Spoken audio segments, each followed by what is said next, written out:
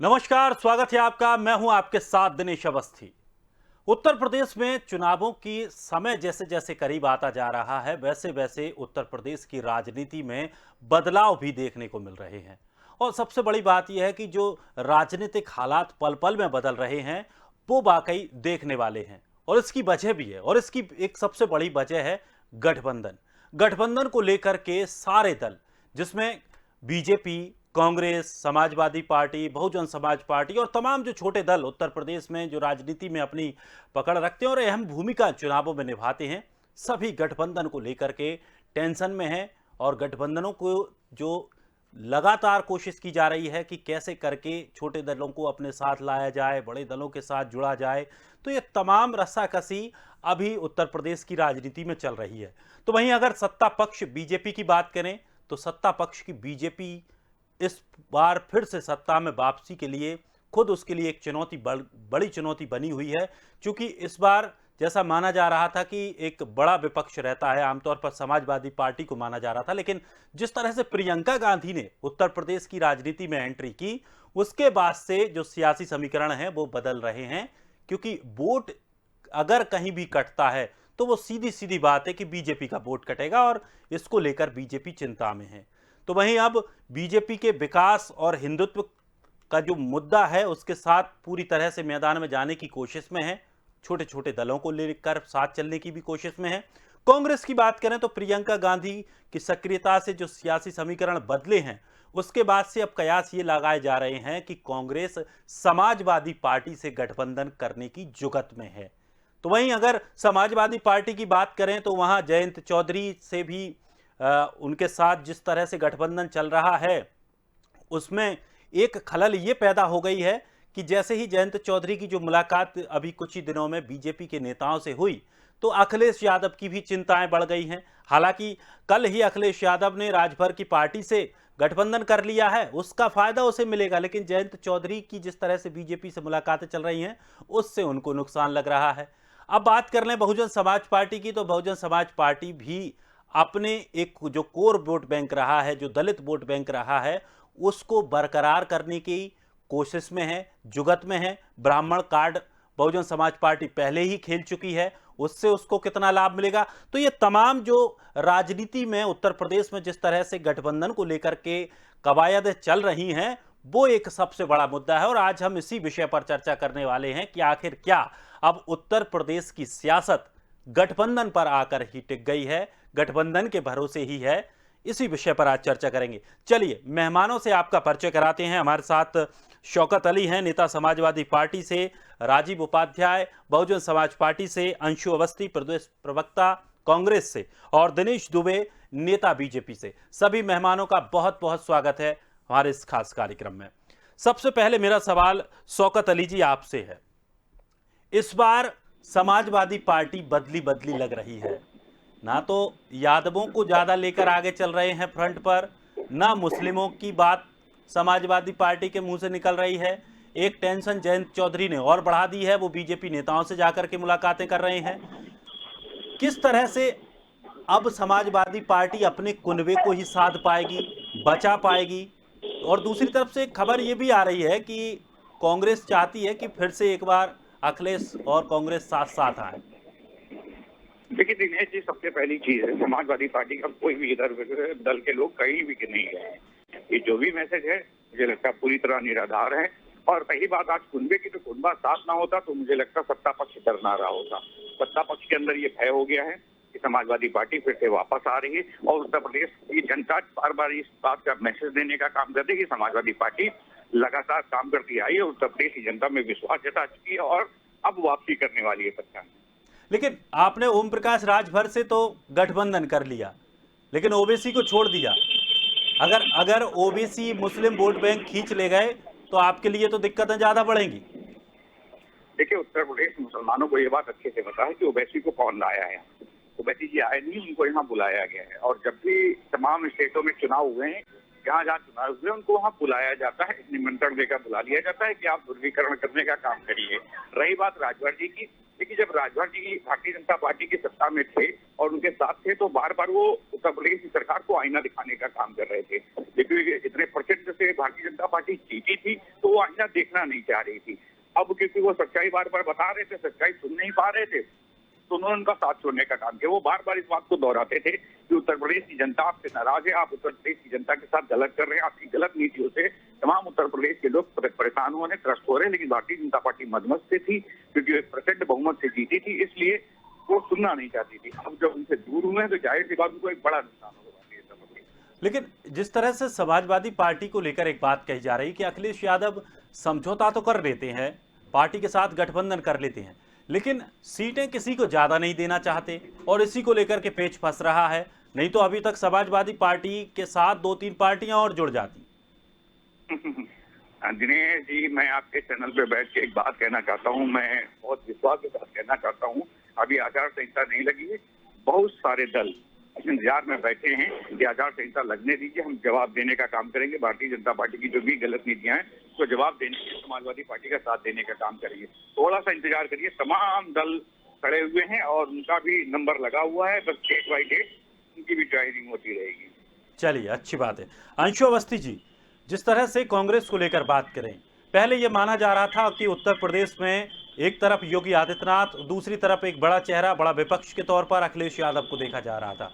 लेकिन जिस तरह से एक एंट्री प्रियंका गांधी की उत्तर प्रदेश में हुई, जिस तरह से उन्होंने तमाम रैलियों को लेकर के बात करी जाए, या जिस तरह से जो तमाम वहां पर घटनाक्रम हुए उनको लेकर के उनके साथ खड़ी हुई बीजेपी के खिलाफ उन्होंने मोर्चा खोला, और ये माना जाने लगा कि अब एक चेहरा नहीं और चेहरे और भी हो सकते हैं। हालांकि अभी तक ये क्लियर नहीं हो पाया है कि विपक्ष में एक बड़ा चेहरे के तौर पर किसे देखा जा सकता है, क्योंकि जैसे जैसे तारीखें नजदीक आती जाएंगी वो चीज भी साफ हो जाएगी।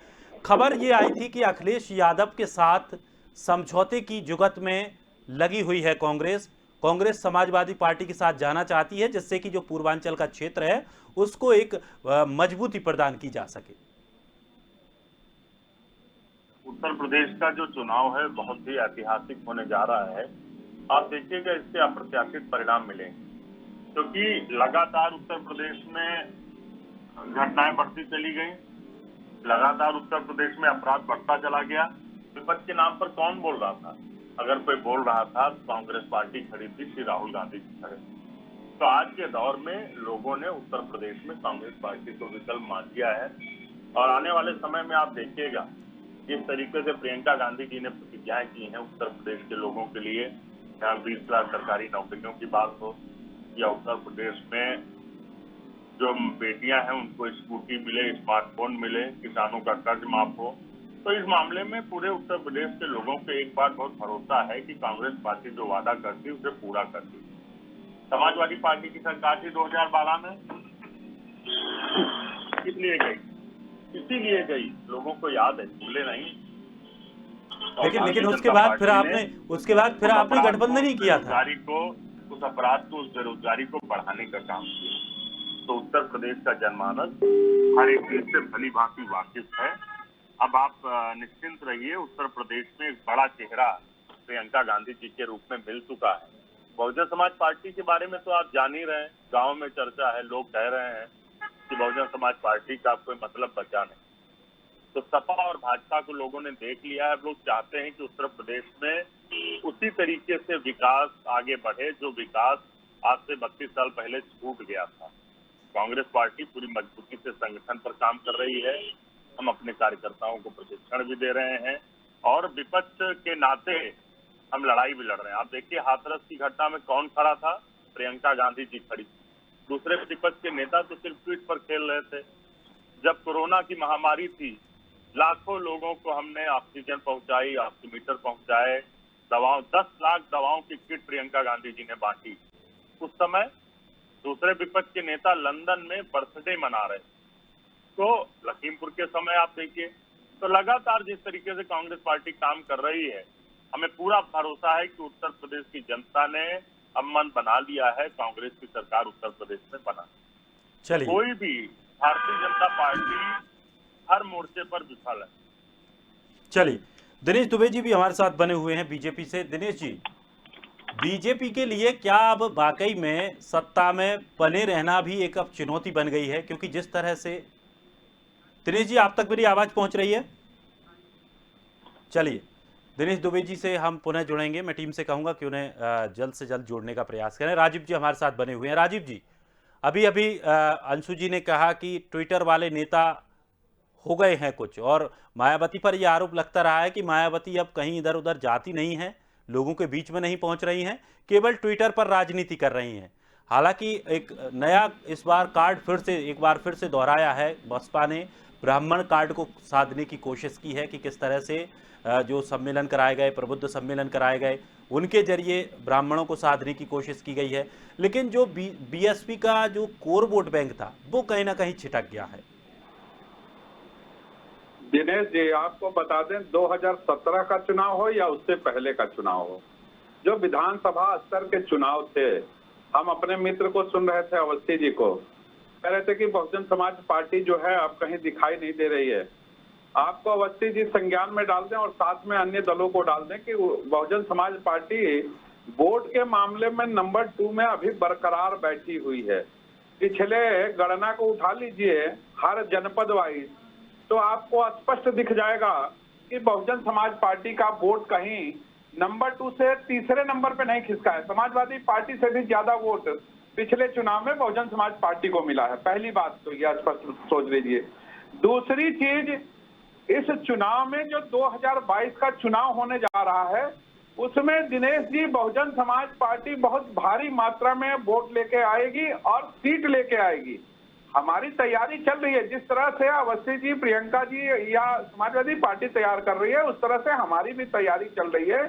हम उत्तर प्रदेश की 403 विधानसभा सीटों में अपने बूथ से लेकर के और अपने विधानसभा तक मजबूत कर रहे हैं, और हमें ये पूरा बहुजन समाज पार्टी को भरोसा है।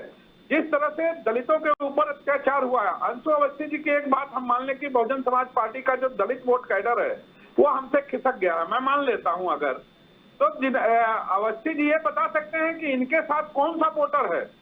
मेरे साथ तो दलित वोटर है। अगर ये अवस्थी जी की पार्टी चाहिए होती तो आजादी के बाद से आज तक सबसे बड़ी पार्टी रही, सबसे ज्यादा सत्ता में रही, तो दलितों का उत्थान नहीं किया, मुस्लिम का उत्थान नहीं किया। लेकिन हमको जब जब सत्ता मिला उत्तर प्रदेश जैसे राज्य में, हमने दलित समाज को एक बराबरी के ऊपर लाने का प्रयास किया कि उसकी एक आर्थिक स्थिति मजबूत हो, उसकी शैक्षिक स्थिति मजबूत हो, उसकी राजनीतिक स्थिति मजबूत करने का काम बहुजन समाज पार्टी ने किया।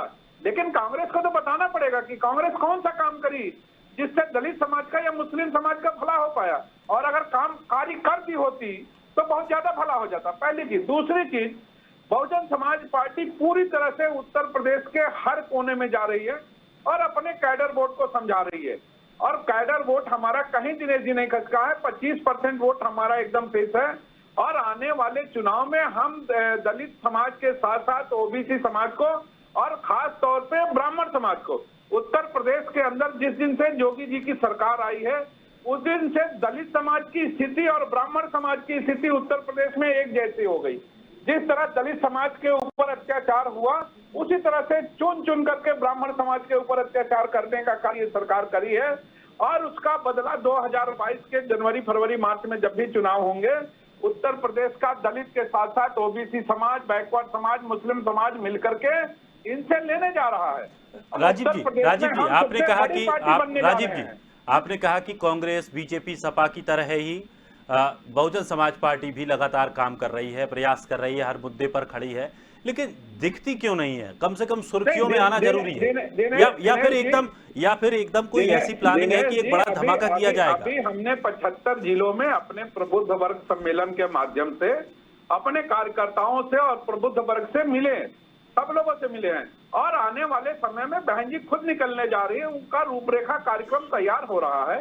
एक एक जनपद, एक एक विधानसभा को टारगेट करके हर नेता को समायोजन किया जाएगा कि आपको यहाँ, आपको वहां जाना है, सब जगह जाएंगे लोग, ऐसा नहीं है। लेकिन सबसे बड़ी चीज ये है कि जिस तरह की आज स्थिति बनी हुई है, आज उत्तर प्रदेश के ऊपर अंदर जिस तरह से दलितों के ऊपर अत्याचार हो रहा है, अभी कानपुर की रिसेंटली परसों की घटना में बताऊं, बिल्हौर विधानसभा के अंदर एक दलित समाज को पूरी तरह से मार दिया गया, हत्या कर दिया गया, और उसके बाद दरोगा उस पर जाकर 4 लात ऊपर से मारता है बूट पहन के, और कहता है कि ये मरा नहीं है। इस तरह की घटना हो रही है। संज्ञान सरकार लेती है, नहीं लेती है, अपने पुलिस वालों के ऊपर कार्य करती है, अपने ऊपर इसको मानती है कि कार्य करे हैं या नहीं करे। ये तो चीजें देखनी पड़ेगी ना दिनेश जी। और ये दलित समाज एक घटना को लेकर के पूरे प्रदेश में जागरूक है। जिस तरह से आगरा की घटना हुई, जिस तरह से हाथरस की घटना हुई, बदायूं की घटना हुई, दलित लेकिन और दल वहां पहुंच रहे हैं। मायावती को भी पहुंचना चाहिए था, मायावती को भी पहुंचना चाहिए था। बिल्कुल, एक दल पहुंचता है और हमारा एक छोटा सा प्रतिनिधि मंडल पहुंच जाता है। मुझे लगता है कि दोनों की बराबरी होती है।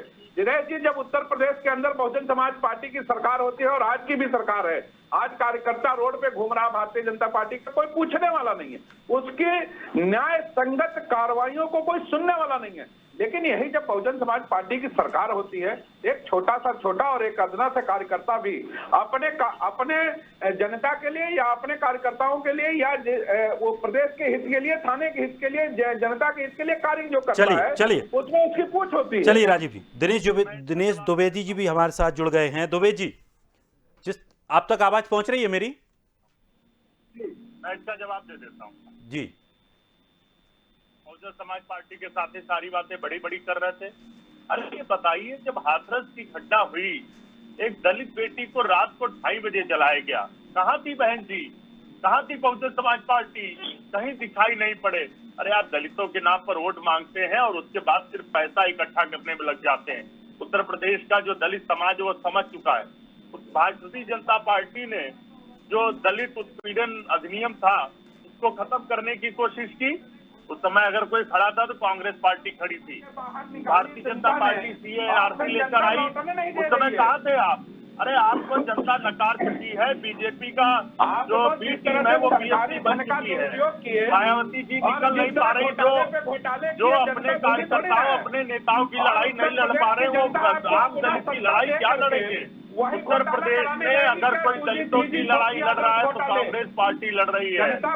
सिर्फ और सिर्फ बीएसपी वही बयान जारी करती जो बीजेपी के दफ्तर से रात में लिखकर आ जाता है। चलिए वही बात करेंगे जो चलिए अंशु जी, दिनेश जी भी काफी टाइम से जुड़े हैं। पहले दिनेश जी से सवाल ले लेते हैं। द्विवेदी जी, आप तक मेरी आवाज पहुंच पा रही है?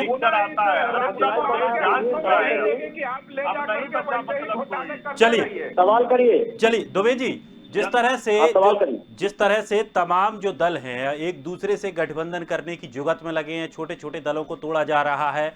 आपके साथ पिछली बार राजभर थे, इस बार समाजवादी पार्टी के साथ आ रहे हैं, तो तमाम जो ऐसी चीजें हो रही हैं, पहले एक विपक्ष के तौर पर अखिलेश यादव को देखा जा रहा था, प्रियंका गांधी ने एंट्री की है और एक बड़ा माहौल बनाया है उत्तर प्रदेश में। क्या बीजेपी को अपनी ही सत्ता बचाने के लिए एक बड़ी चुनौती दिखाई दे रही है?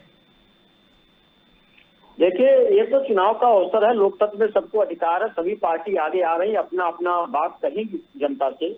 अब जनता जनार्दन का ये फैसला है, जो फैसला करेगी वो भारतीय जनता पार्टी उसको मंजूर है, भारतीय जनता पार्टी को और स्वीकार है। लोकतंत्र में हम विश्वास रखते हैं और जनता जो निर्णय करेगी उसके साथ हम हैं। लेकिन हमको नहीं लगता है कि हम नहीं कह रहे हैं कि मैंने सब कुछ कर दिया, लेकिन हमने यह कहने का प्रयास किया, बताने का प्रयास किया है कि भारतीय जनता पार्टी ने अच्छा काम किया है, कानून व्यवस्था ठीक किया है, शिक्षा की व्यवस्था ठीक किया है और लोगों को रोजगार देने का काम किया है, लोगों को नौकरी देने का काम किया है और सरकार हमारा विकास के रास्ते पे चले, सबका साथ, सबका विकास, सबका विश्वास। जी द्विवेदी जी, एक सीधा सा सवाल पूरे विपक्ष की तरफ से एक सवाल है जो लगातार कहाँ है रोजगार? अरे आपका झूठ सब जान चुके। बीजेपी का मतलब है बड़का झूठा पार्टी। सिर्फ और सिर्फ झूठ बोलना बीजेपी के नेताओं का काम है। बताइए कहाँ रोजगार दिया? इसलिए कहते हो तुम्हारी तुम्हारे पास कुछ नहीं। अगर झूठ बोलते ना, अगर झूठ बोलते तो सत्ता में नहीं बने रहते। तुम्हारी जमानत जब्त हो रही है, तुम्हारे पास मुझे बताइए है नहीं, तुम्हारे पास है नहीं, तुम्हारी जमीन खिसक गई है, तब भी कह रहे हो ये तुम्हारी मजबूरी है। तुम आरोप लगा झूठ बोलने पे जनता रोक दे रही है, उसमें अगर हम झूठ बोलते तो रोजगार कहाँ दिए? हम विजय का बात कर लेते, हमारे सांसद कैसे जीत लेंगे, हमारे विधायक कैसे जीत जाते? ये तो आप झूठ बोलने की बात कर रहे हो, तुम्हारी जमीन खिसक गई है, इसलिए झूठ बोलने का एक अवसर मिलने की बात करते हो। एक झूठ बोलने का एक पुलिंदा बना रखा, झूठ झूठ बोलते हो और झूठ भाजपा के नाम पे लगाते हो। भाजपा की शक्ति बड़ी है, भाजपा विकास कर रही है, काम कर रही है, दलितों के लिए काम कर रही है, गरीबों के लिए काम कर रही है, बिजली दे रही है, पानी दे रही है, लोगों को मकान दे रही है। इसके बाद तुम करते हो झूठ बोल। चलिए दिनेश जी, अंशु जी, दिनेश जी, खुलने वाली नहीं है। चलिए महिलाओं की साड़ियां खिंचवाओगे इसलिए। चलिए अंशु जी अभी तक बर्खास्त क्यों नहीं, लोग जानना चाहते हैं, प्रदेश के लोग जानना चाहते हैं। चलिए दुबे जी, अपनी जमीन बताओ, तुम्हारी जमानत बचेगी कि नहीं बचेगी? बिल्कुल दुबे जी, बीजेपी बहुत बेहतर प्रदर्शन कर रही है। दुबे जी, बीजेपी बहुत बेहतर प्रदर्शन कर रही है, लेकिन पूरे विपक्ष का एक सवाल, पूरे विपक्ष की तरफ से, बसपा की तरफ से, कांग्रेस की तरफ से, समाजवादी पार्टी की तरफ से एक सवाल। अरे दिनेश दुबे जी, आपका जो जन विरोधी चेहरा वो आ चुका है। सिर्फ और सिर्फ आरएसएस के एजेंडे पर काम कर रही बीजेपी। आरएसएस चाहता है लोग गरीबों में बेरोजगारी बढ़े, आरएसएस चाहता है। इनकी बात इनसे पूछो कि इनकी बात में सच्चाई है दिनेश क्या? दुबे जी, अब आरएसएस का एजेंडा नहीं चलेगा। आरएसएस चाहता है कि लोग गरीब हो और आप लोगों को गरीब बनाते चले जा रहे हैं। हमारे पास अरे ये अंग्रेजों के हमारे पास हिंदू जागरण मंच है, हमारे पास लोकतंत्र में सबसे बड़ी शक्ति है। हम देश में काम करते हैं, देश में विकास करते हैं, लोगों के अंग्रेजों की मुखबिरी करने वाले लोगों को देश जानता है। ये तुम्हारी भूमिका कहाँ है? मानने वाले लोगों को अपनी देश जमीन जानता है। बताओ, अपनी जमीन बताओ, हमारी चिंता मत करो, हमारी चिंता की जनता ने लेकर उसको स्वीकार करते हैं। आजाद हिंद फौज का विरोध करने वाले, इनको देश जान चुका है, देश के गद्दार हैं, आजादी के आंदोलन के गद्दार हैं। चलिए अंशु जी, दिनेश दुबे जी, पूरे विपक्ष की तरफ से एक सवाल।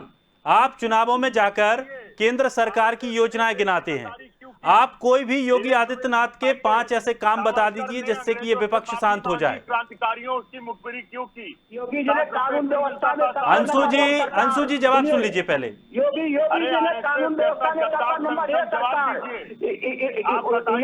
अंशु जी आप जवाब सुन लीजिए, आपकी आवाज मुझे बंद करनी पड़ेगी। योगी जी ने आयुष्मान के माध्यम से गरीबों का इलाज करवाया है। योगी जी ने घर घर में बिजली का कनेक्शन करवाया है, हर गरीब के घर तक मकान बनाया, हर गरीब को मकान दिया है, हर गाँव में रोड दिया है। आप 5 लाख दिन जोर से जाइए। प्रदेश सरकार की योजनाएं बताइए दुबे जी, प्रदेश सरकार की योजनाएं। राजीव जी 100 रुपए के ऊपर चला गया। हर गरीब का मकान बनाया। सुनिए, आंदोलन के गद्दार लोग हमेशा किसानों को खाता दे रही है, हर गरीब के खाते में पैसा दे रही है। इन्होंने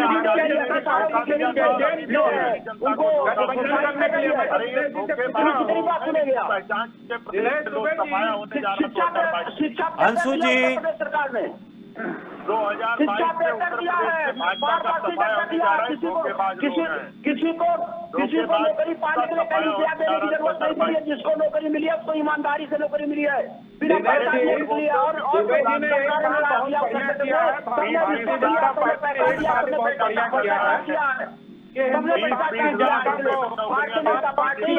या तो आप दोनों ही बात कर लीजिए, या और जो मेहमान बैठे हैं कम से कम उनको मौका दीजिए। जब सबकी बात सुनी नहीं जाएगी तो किस तरह से सवाल आएंगे? आप अपनी बात करते रहिए, वो अपनी बात करते रहेंगे, किसी को कुछ समझ में आएगा नहीं। मुख्यमंत्री महिलाओं का विकास करते हैं, सबका विश्वास उत्तर प्रदेश के मुख्यमंत्री कहते हैं कि झाड़ू लगाना आसमान का काम है। हर महिला अपने घर में झाड़ू लगाती कि आसमान का काम है। मुख्यमंत्री हर महिला सुरक्षित है, हर महिला निकल रही है, रात में भी निकल रही है। बीजेपी सिर्फ महिलाओं को अपमानित करती, नौजवानों को अपमानित करती, किसानों को बीजेपी ने ही महिलाओं को ताकत दिया है, शक्ति दिया है, सफाया करने जा महिला रही शक्ति को ताकत दिया है, और किसी ने नहीं दिया है। जनता ने बीजेपी को सफाया करने का मन बना लिया है। आप अरे जनता ने सफाई पहले अपनी बचाओ, जनता से तो ये करें, हमें मालूम, हम लोग महिलाएं झाड़ू लगाती हैं, अपनी जनता से दो, अपमानजनक काम है। अपनी जनता से दो, टीवी में बात नहीं करेगी, जाके जनता की सेवा करो। मन बना लिया बीजेपी। टीवी बोलने से नहीं मिलेगा, जनता की सेवा करो, जनता के बीच में जाओ। अरे अगर कुछ होता तो बताते, 4.5 साल में एक उपलब्धि बता दो, लखनऊ का एक कोना बताओ। चलिए बहुत शुक्रिया सभी मेहमानों का हमारे साथ जुड़ने के लिए, अपना पक्ष रखने के लिए। और जिस तरह से उत्तर प्रदेश में अब जो सियासत है वो सीधे सीधे गठबंधन पर आकर के टिक गई है कि कौन किसके साथ ज़्यादा छोटे छोटे दल जोड़ सकता है। छोटे छोटे दलों को जोड़ने से फायदा ये होगा कि जो जातिगत समीकरण हैं वो अपने आप सध जाएंगे और इसी की कवायद में अब उत्तर प्रदेश में सभी पार्टियां लग गई हैं, चाहे बीजेपी हो, सपा हो, बसपा हो, कांग्रेस हो। लेकिन देखना ये होगा कि आखिर इस पूरी कवायद में सबसे ऊपर उठकर कौन आएगा, जनता किसे पसंद करेगी। फिलहाल इस खास कार्यक्रम में इतना ही। ताजा तरीन खबरों के लिए आप बने रहिए स्वदेश के साथ। सब देश।